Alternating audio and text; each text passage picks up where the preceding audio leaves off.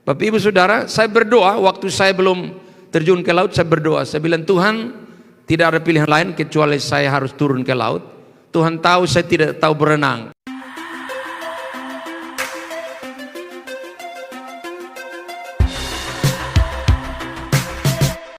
Izinkanlah saya menyampaikan sekilas perjalanan penyertaan Tuhan bersama saya di atas kapal Cantika 77 pada 24 Oktober yang lalu, kurang lebih 2 minggu yang lalu. Tapi puji Tuhan saya bisa ada malam ini tentu semua karena perkenanan Tuhan, karena penyertaan Tuhan. Tadi pujian bilang, di saat ku tak berdaya, kuasa-Mu nyata, kuasa-Mu yang sempurna. Saya salah satu pembicara dalam rombongan KPI dari Jemaat Gemit Maranatha Ebufu. Saya bersama Pak Pendeta Eben Pelaimo.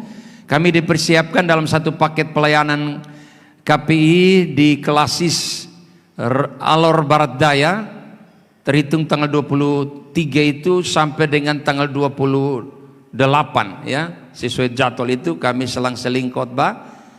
Tetapi karena saya masih ada paket pelayanan yang saya harus selesaikan di wilayah Sulamung pada 21 sampai 23 Oktober, rombongan mendahului saya pada tanggal 22 Oktober hari Sabtu dengan feri lambat, dan saya susul mereka sesuai jadwal feri cepat pada tanggal 24 Oktober. Dan puji Tuhan pagi itu 24 Oktober saya kemas-kemas barang bawaan saya untuk saya berangkat. Sekitar kurang lebih jam 10, setengah 10 lewat saya keluar dari rumah, dan jam 10 lewat ya, perjalanan setengah jam lebih saya sampai di Pelabuhan Tenong. Kami antri untuk beli tiket. Saya termasuk salah satu penumpang yang terlambat naik kapal. Hampir sebagian besar penumpang sudah di atas kapal pagi itu, dan tinggal kami mungkin belasan orang yang terlambat. Dan tiket yang kami dapat itu adalah tiket-tiket sisa semua ya. Orang sudah pada beli tiket-tiket yang dapat di dek yang enak semua, dek VIP, dek D, dek C dan lain sebagainya. Dek B, yang saya dapat itu tiket dek A paling dasar ya, paling dasar. Dan saya tidak tahu Tuhan memang persiapkan saya tiket itu karena memang ada maksud Tuhan di balik itu, saudara. Di satu sisi saya merasa seolah-olah tidak terima karena dapat tiket sisa, dapat di dek yang paling dasar. Tetapi saya syukurilah, yang penting sudah bisa dapat kapal untuk berangkat supaya pelayanan bisa jalan. Akhirnya saya menuju kapal, setelah beli tiket, petugas bilang cepat-cepat kapal sedikit lagi diberangkatkan ya. Dan memang tepat jam 11 kapal bertolak. Saya sampai di atas baru duduk tidak lama, kapal langsung bertolak ya, keluar dari pelabuhan. Sehingga sekitar jam 11 lewat 5 saya kasih naik status menuju Alor Barat Daya. Tuhan sertai saya dalam pelayaran ini ya. Setelah itu kurang lebih 5 menit kemudian, jam 11 lewat 10 pemeriksaan tiket. Lalu setelah pemeriksaan tiket saya akhirnya merasa kantuk, saya tertidur karena kecapean kelelahan dengan pelayanan. Dengan perhitungan saya bangun tidur baru makan siang ya. Kurang lebih setengah 12 saya tertidur, lalu 1 jam kemudian kurang lebih hampir setengah 1 saya terbangun. Ketika saya terbangun saya masih sempat lihat HP saya, ada beberapa teman yang like, komen tentang status yang saya muat. Lalu mungkin kurang lebih 5 menit kemudian asap mulai masuk di ruangan di mana saya ada. Lalu orang berteriak-teriak, kapal terbakar, kapal terbakar. Dan awalnya saya tidak terlalu respon karena bagi saya pasti ada penanganan dari pihak ABK, pihak kapal pasti menangani dan tidak berakibat fatal lah begitu. Tapi makin lama asapnya makin menguasai ruangan itu, bahkan bukan hanya asap putih. Tidak lama kemudian asap hitam mulai menyusul asap putih. Dan kalau asap hitam berarti apinya makin membesar itu ya. Lalu akhirnya saya tidak ada pilihan lain kecuali saya langsung bangun. Saya kasih tinggal tas besar yang saya bawa tas kecil saja. Di situ ada Alkitab dan juga ya barang-barang bawaan kecil yang lain. Lalu saya menuju ke moncong kapal terdekat. Saya keluar itu, kami tidak terlalu berdesak-desakan karena kami hanya sekitar 20-an orang, tidak terlalu banyak. Kami pintunya juga cukup lebar, tidak seperti pintu-pintu dek yang bagian atas itu sempit, kurang lebih setengah meter dan sulit orang keluar, ya. Tapi di dek di mana saya ada pintunya lebar, saya keluar, kami tidak berdesak-desakan. Waktu kami keluar, baju pelampung sudah dibuang banyak-banyak, tinggal pilih, ya. Dan awalnya saya tidak terlalu semangat pilih baju pelampung karena bagi saya sesuai apa yang dikatakan Pak Gembala dalam khotbah berapa hari yang lalu, Pak Gembala juga tidak yakin kalau saya tahu berenang, gitu. Dan bagi saya tidak terlalu semangat ambil baju pelampung karena pakai dan tidak pakai baju pelampung pun sudah jatah saya turun, ya. Sudah pasti saya turun minum air laut dan selesai, ya. Awalnya saya tidak terlalu semangat ambil baju pelampung, tapi karena terus, ya, dihimbau dari pihak kapal, ya, untuk pakai, ya, akhirnya saya juga ikutan pakai. Dan sebelum saya pakai baju pelampung, saya sempat telepon istri saya bilang, "Ma, berdoa dukung saya karena kapal yang saya tumpangi sementara terbakar." Dan istri sempat bilang telepon berapa teman hamba Tuhan, saya bilang saya tidak bisa telepon, tidak ada waktu untuk telepon orang lain, biarkan mama saya telepon di situ, saya siap untuk, ya, bagaimana untuk menghadapi ini situasi yang genting. Saya kasih masih HP saya isi dalam tas kecil, lalu dompet yang di saku celana saya bagian belakang saya ambil, saya isi juga di tas kecil. Saya tidak terpikir untuk buang-buang ini tas besar, tas kecil ke laut, karena bagi saya saat itu pilihan adalah menyelamatkan nyawa, ya. Barang-barang saya tidak peduli lagi. Saya simpan ini tas-tas yang saya bawa, lalu mohon maaf saya mulai sebelum itu saya pakai baju pelampung tapi tidak terlalu mengerti. Saya minta ada om satu di sebelah saya minta tolong kasih pakai sama saya. Lalu setelah itu mohon maaf saya buka celana luar yang saya pakai, celana jeans yang saya pakai, lalu tinggal pakaian dalam dengan perhitungan ketika masuk ke laut celana jeans ini tidak membuat saya untuk berat, ya, ketika saya bergerak untuk ada di dalam laut. Saudara, setelah saya buka celana luar saya berdoa dengan Tuhan. Tuhan, kondisi darurat sekarang, tidak ada pilihan lain, bertahan di kapal pun bahaya, ya, api sudah makin membesar. Dan syukur, mungkin Bapak Ibu lihat di postingan itu ada video sementara kapal terbakar tapi kapalnya lari ngebut, lari kencang, karena itu dia lagi balik haluan, tidak lagi menghadap ke Selat Ombait, tapi dia langsung cikar kanan itu dia langsung menuju ke arah pantai Nekliu dengan perhitungan supaya kami diamankan di lautan yang tidak terlalu bergelombang tinggi. Dan itu luar biasa Tuhan kasih hikmat nakoda. Lalu akhirnya kami, ya, menuju ke arah pantai Nekliu, meskipun tidak sampai di pantai, mungkin sekitar 2 kilo atau hampir 3 kilo dari TKP di mana kami ada di situ ke pinggir pantai Nekliu. Ya, tapi itu kami cukup bersyukur karena kami diamankan di lautan yang tidak terlalu bergelombang, ya. Dan kapal itu akhirnya mesinnya mati sendiri, baleng-balengnya terhenti sendiri karena sudah makin besar api. Saya pastikan bahwa kapal itu sudah tidak lagi mesinnya hidup, baru saya siap untuk terjun ke laut. Bapak Ibu Saudara, saya berdoa waktu saya belum terjun ke laut, saya berdoa, saya bilang, Tuhan, tidak ada pilihan lain kecuali saya harus turun ke laut. Tuhan tahu saya tidak tahu berenang. Yang kedua, Tuhan tahu istri dan anak-anak saya lagi butuh saya. Anak-anak saya masih kecil, masih sekolah, mereka butuh saya. Tuhan tahu ada persekutuan doa Golgota di rumah saya pimpin. Jemaat Tuhan membutuhkan saya. Tuhan tahu ada jadwal pelayanan sekian banyak yang tunggu saya di depan, bahkan jemaat lagi di alor tunggu saya. Setelah itu saya bilang, Tuhan, kuatkan saya. Kalau memang hari ini apa yang terbaik menurut Tuhan terjadilah. Kuatkan saya untuk saya turun ke laut. Saya tidak amin, tidak buka mata. Setelah saya minta Tuhan kuatkan saya untuk turun laut, lalu saya, kalau orang mengerti berenang itu, cara turun laut itu dia harus buang tangan begini, tapi saya turun laut itu saya turun begini saja, ya. Saudara, waktu saya cerita istri bilang begini, bodoh sekali orang kalau turun laut itu buang begini supaya tidak tanah masuk ke dalam laut tapi tetap terapung. Karena Bapak lompat seperti lompat dari tempat tidur turun lantai, ya tikam masuk. Dan memang betul, saya tikam turun masuk dalam itu. Saya masuk dalam, saya tahan napas, saya tutup mata saya, apa yang terjadi terjadilah sudah, gitu. Tapi herannya saudara, saya turun lumayan agak lama, berapa menit kemudian saya mengapung kembali, ternyata tali baju pelampung di pinggang saya itu sudah tidak berfungsi, sudah terlepas, entah putus atau terlepas, tapi memang dia tidak melekat di pinggang saya, hanya cuman tali di bagian leher, ya. Saudara tahu ini hal yang tidak masuk akal.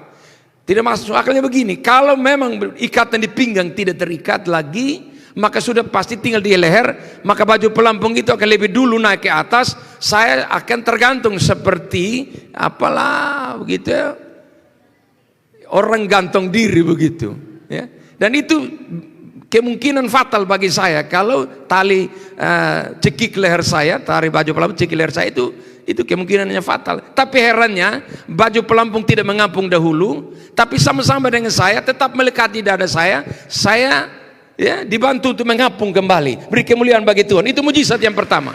Mujizat pertama, saya tikam turun tapi bisa mengapung meskipun ikatan di bagian pinggang terlepas, tapi baju ini ada di dada saya membantu untuk mengapung. Setelah saya mengapung, Bapak Mama, saya mulai tarik napas, lalu saya lihat kiri kanan saya. Ternyata jarak dari saya itu mengapung itu sekitar kurang lebih 15 meter, atau mungkin dari podium ini ke arah Bapak Mama yang duduk di depan, kurang lebih, atau mungkin lebih sedikit ke bangku sebelah sana ya. Saudara, kurang lebih 15 meter ya. Nah, kurang lebih 15 meter ini, saudara, bukan jalan di darat supaya kita langsung bangun jalan begini. Ini air laut dalam ini, lagi ada ombak ini. Harus berupaya untuk berenang menuju ke kurang lebih 15 meter. Ada pelampung kapal yang karet besar itu, orang semua lagi kerumun di situ. Ada yang duduk, ada yang bergelantungan di situ. Saya harus berjuang ke sana. Bapak Ibu tahu, sebagaimana kata Pak Mel, bahwa saya tidak tahu berenang, itu betul ya. Tapi tiba-tiba saya coba buat begini, ternyata bisa.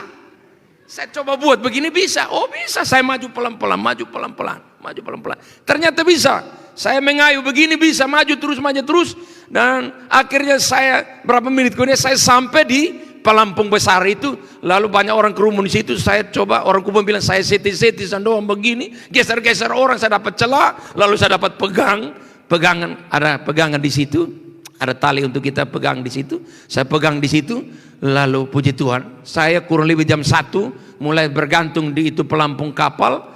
Sampai dengan kurang lebih setengah 4 menuju jam 4 sore, ini pelampung ini kemungkinan sudah melebihi kapasitas maksimum untuk dia mengapung karena bebannya terlalu berat. Kami sekitar 50-an orang lebih ada di situ.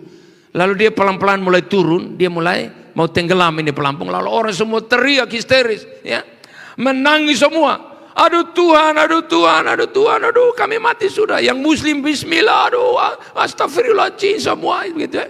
Saya bilang, Yesus Kristus hamba ada di sini, tolong saya, Yesus tolong saya, doa teriak kuat-kuat ya. Apa yang terjadi Bapak Ibu Saudara? Berapa menit kemudian tiba-tiba entah kami yang dibawa oleh arus menuju ke pelampung rompong, atau pelampung rompong itu yang dibawa oleh arus laut datang mendekati kami. Tapi tiba-tiba pelampung rompong itu mendekati pelampung kapal di mana kami bergantung. Lalu akhirnya saya dengan sekitar kurang lebih 20-an orang, kami langsung pindah ke pelampung rompong itu. Ketika kami pindah, baru pelampung kapal yang karet ini tiba-tiba dia mulai mengapung kembali. Itu mujizat kedua. Beri kemuliaan bagi Tuhan. Tuhan tidak kalah cara untuk tolong saya. Pertolongan yang pertama tadi saya bisa mengapung. Pertolongan yang kedua saya bisa berenang secara tiba-tiba. Pertolongan yang ketiga, pelampung rompong bisa muncul tiba-tiba. Lalu kami pindah, lalu beban yang ada pada pelampung yang pertama dari kapal punya bisa ringan dan bisa mengapung kembali. Dan kami semua ramai-ramai tertolong. Lalu arus terus bawa kami terus. Ya, kami akhirnya terpisah dengan saudara kami di pelampung yang pertama tadi itu. Saya tidak tahu mereka kemana lagi. Kami mulai berjauhan dengan mereka. Lalu singkat kesehatan, akhirnya saudara, makin sore belum juga ada pertolongan datang. Saudara, waktu itu saya dan beberapa teman yang ada di pelampung rompong itu, ya, kami semua berharap Tuhan tolong, kami berdoa Tuhan tolong kirim pertolongan datang. Sebab kalau sampai malam dapat kami di sini, maka kemungkinan kecil untuk tim SAR bisa lihat kami, karena kalau kegelapan malam datang, jarak pandangnya tidak terlalu jauh, maka kemungkinan kecil untuk kami dapat pertolongan. Kami hanya berdoa, pasrah sama Tuhan, minta Tuhan tolong. Saudara, kurang lebih setengah 6 menuju jam 6 sore itu, baru ada satu om yang bergantung dengan kami. Dia angkat muka, dia lihat ternyata dari kejauhan bermunculan itu speedboat dari tim SAR, lalu ada kapal SAR juga muncul, dan puji Tuhan kami mulai bangkit semangat kembali. Bapak Ibu tahu, sepanjang kurang lebih jam 1 sampai menuju hampir jam 6 sore itu saya minum air laut terus Bapak Ibu. Karena apa? Jarak mulut dengan air laut itu hanya selisih kurang lebih 15 cm atau 10 cm. Tidak terlalu jauh mulut saya ya, dengan air laut. Dan ketika ada gelombang datang minum, gelombang datang saya minum. Tapi Tuhan buat akhirnya saya mohon maaf terus muntah terus. Perut ini terus mengeluarkan air laut. Saya bersyukur itu kemurahan Tuhan, sebab kalau saya tidak mengeluarkan lewat muntah, maka kemungkinan besar perut saya kembung dan bisa napas sesak dan ceritanya mungkin tidak seperti hari ini. Tapi kemurahan Tuhan, Tuhan buat air laut itu tidak bertahan lama di dalam, langsung keluar sepanjang kurang lebih 6 jam saya non stop ya, mengeluarkan air laut terus. Dan puji Tuhan ya, itu mujizat yang Tuhan buat. Perut saya tidak menampung air laut. Tetapi saudara, di satu sisi saya lemah karena modal hanya makan pagi, tidak sempat makan siang. Musibah sudah datang, lalu muntah terus sepanjang hari itu. Kekuatan saya sudah makin habis. Saya tidak kuat lagi bergantung. Ya, saya hanya mohon Tuhan kasih kekuatan. Tuhan tambahkan kekuatan, saya tidak kuat lagi. Dan ketika tim SAR mendekati kami kurang lebih jam 6 sore, lalu mereka buang tali. Saya bilang begini, kami tidak kuat untuk tangkap tali. Terima tangan kami saja karena kami tidak kuat untuk bergelantung di tali lagi ya. Lalu akhirnya mereka mendekati kami. Saya orang pertama dari kelompok kami itu, saya yang dijemput lebih dahulu. Saudara, ketika tangan saya dekat dengan tangan mereka, tiba-tiba air laut pisahkan kami. Ketika tangan saya dekat dengan tangan tim SAR, air laut pisahkan kami lagi. Saya bilang, aduh ini pertolongan sudah di depan mata, tetapi kok tidak bisa saya dapat genggam tangan mereka dan sebaliknya tangan mereka dan saya. Mulai berdoa, Tuhan tolong. Akhirnya tiba-tiba lalu air laut tidak begitu bergelora, lalu tangan saya bisa mendekati tangan mereka, mereka tangkap tangan saya. Bapak Ibu tahu, ketika mereka dapat tangan saya, mereka tarik buang saya itu seperti orang buang ikan tuna. Saya diangkat buang begini saja begitu. Bagi saya tidak masalah, mau jadi ikan, mau jadi apa, yang penting lolos ya. Akhirnya saya ketika dibuang ke dalam itu, kedua lutut saya itu kena dengan pinggir speedboat itu saudara. Akhirnya ini semua luka ya, luka besar menganga ya. Akhirnya saudara, saya rasa perih tapi saya tahan. Yang penting sudah lolos dari laut dan sudah dapat penyelamatan. Saya dibuang ke dalam, saya tidak tahu kalau ada mayat di dalam speedboat itu saudara. Saya ketika sampai di dalam, saya punya tangan peluk ame ini kaki. Saya pikir barang apa dingin ini ya. Ini dingin sekali karena mereka baru tarik ini mayat dari laut dan memang itu dinginnya bukan mayat. Saya juga kaget, ini barang dingin apa. Saya lihat, waduh ini mayat ini. Saya langsung tarik badan pelan-pelan, saya bergeser. Ternyata kurang lebih 2 atau 3 mayat sudah di atas speedboat itu saudara ya. Dan akhirnya saya berhenti sejenak berapa menit. Lalu saya minta tolong tim SAR, tolong telepon istri saya dulu Pak. Lalu tim SAR bilang begini, hafal nomor. Siap Pak, saya hafal nomornya. Lalu singkat kesaksian, istri saya ditelepon, saya minta bicara. Lalu saya bilang, saya selamat Mak, tolong kasih tahu anak-anak, keluarga, bahkan anak-anak Tuhan di situ yang menggumuli keselamatan saya. Puji Tuhan saya lolos, saya sudah diselamatkan, sudah di atas speedboat tim SAR. Dan akhirnya puji Tuhan singkat kesaksian, tutup HP. Lalu berapa saat kemudian, kurang lebih setengah jam kemudian, kami diantar menuju ke kapal Basarnas dan masih lagi pencarian berapa saudara kami yang lain. Dan sekitar kurang lebih jam 9 malam kami keluar dari Pantai Nekliu menuju ke Pelabuhan Tano, sehingga kurang lebih jam 12 malam kami ada di Pelabuhan Tano. Ada pihak pemerintah daerah dan lain sebagainya membantu kami dengan ambulans. Saudara tahu di postingan mungkin ada yang lihat itu, saya ada pakai baju polisi ya. Itu ada kisahnya. Ketika saya di atas kapal tim SAR itu, ada polisi satu datang, dia bilang begini, Pak, kasihan Pak, kedinginan, bisa pakai baju saya? Oh bisa, kalau Pak mau kasih, saya terlalu bersyukur. Lalu baju saya yang basah saya buka, lalu dia buka di baju kaos polisi itu, ya lalu saya dikasih untuk pakai. Setelah dia bilang begini, Pak, pakai celana pendek saya. Oh kalau Pak mau kasih, saya terlalu bersyukur, saya siap. Lalu dia kasih celana pendeknya, saya pakai. Lalu akhirnya saya kelihatannya seperti anggota polisi juga ya. Di atas kapal SAR. Lalu ada anggota polisi yang lain mungkin tidak tahu, mereka pikir saya juga anggota, lalu datang mereka begitu perhatian sama saya, urus kasih saya air panas, saya dikasih minum, dikasih kain panas gitu ya. Beri kemuliaan bagi, itu mujizat yang berikut lagi ya. Tuhan tahu saya juga prajurit kerajaan Allah begitu ya.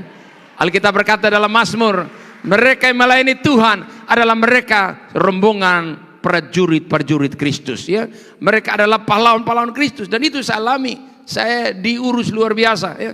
Dan lebih luar biasa lagi ketika turun di Pelabuhan Tenoh, semua ambulans dipersiapkan dengan rumah sakit tujuan, rumah sakit umum, rumah sakit kota, ya. Ternyata saudara, awalnya saya tahu saya dibawa ke rumah sakit kota sesuai informasi dari tim SAR. Ketika saya di atas, saya disuruh duduk di depan. Saya duduk di depan, lalu ada kurang lebih 5 orang ikut saya, mereka duduk di belakang di ambulans itu. Ketika kami keluar dari pelabuhan, di tengah perjalanan, lalu sopir dari ambulans ini bilang begini, "Pak, kita ke Bayangkara saja Pak, nanti ke rumah sakit umum itu nanti pertolongan terlambat Pak, nanti Pak diurus lambat, kita lebih cepat ke rumah sakit Bayangkara supaya Pak diurus lebih cepat." Saya bilang, "Terserah Pak, kalau saya dibawa ke sana saya bersyukur saja." Kemungkinan dia melihat saya mungkin dianggap mungkin anggota polisi juga. Jadi harus segera dibawa penanganannya ke rumah sakit polisi begitu. Kemuliaan bagi Tuhan luar biasa.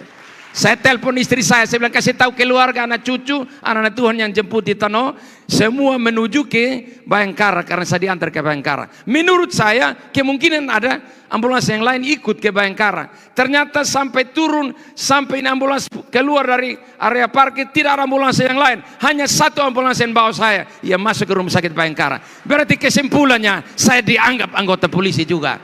Haleluya. Saya ketika turun dari depan ambulans, saya turun, para dokter, para perawat sudah berdiri di depan pintu masuk. Mari Pak, silakan Pak. Semua, waduh, soya saya betul-betul. Saya pikir pengaruh baju ini, ya. Belum tahu.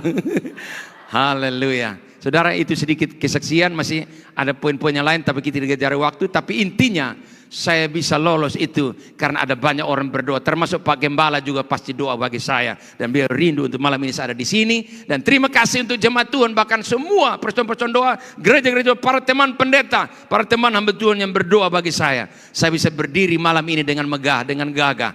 Itu hanya karena kemurahan Tuhan, hanya karena ada banyak orang berdoa bagi keselamatan saya. Karena Injil harus diberitakan kepada seluruh bangsa dan makhluk lewat keberadaan yang Tuhan pakai ini.